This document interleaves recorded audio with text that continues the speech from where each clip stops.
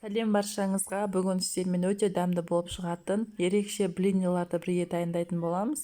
Бұл блиннің ерекшелігі ешқандай сүт қосылмайды, тек қана сумен ғана дайындалады.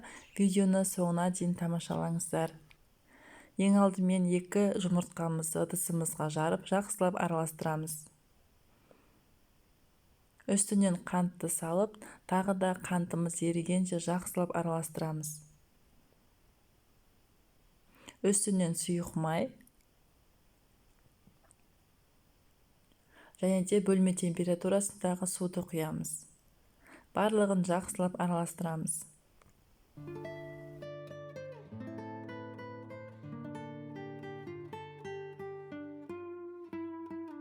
Қайнап тұрған ыстық судың үстіне 1 шай қасық толмаған соданы саламыз. Соданы ыстық суға салғандықтан соданың дәмі білінбейтін болады. Уайымдамай қоса берсеңіздер болады. Дайын болған суымызды үстінен құйып, жақсылап араластырамыз. Ұнымызды аз-аздан салып отырып, ешқандай түйіршік қалмағанша жақсылап араластырып аламыз.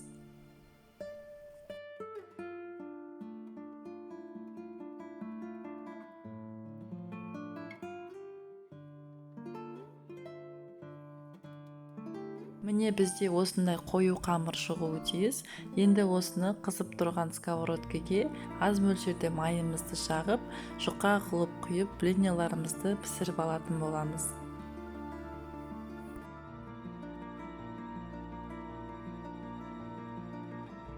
Әр блинни пісірген сайын сковородканы қатты қыздырып алуды ұмытпаңыздар. Егерде сковородкаларыңыз қатты қызған жағдайда блинниларымыз әдемі осындай тесікшелерімен жабыспай пісетін болады. Блинниға қажетті құрамның барлығын төменгі описанияға қалдырып кетемін. Дәл осы рецептпен жасап көріңіздер. Сіздерге ұнайды деген сенімдемін. Өте дәмді, жұп-жұмсақ болып шығады. Жасап көріңіздер.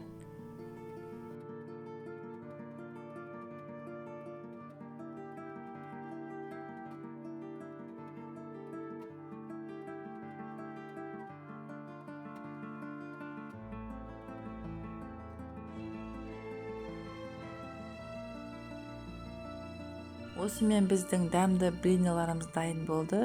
Егер де рецепт ұнаса, менің каналыма тіркеліп, лайк басуды ұмытпаңыздар. Баршаңызға ас болсын.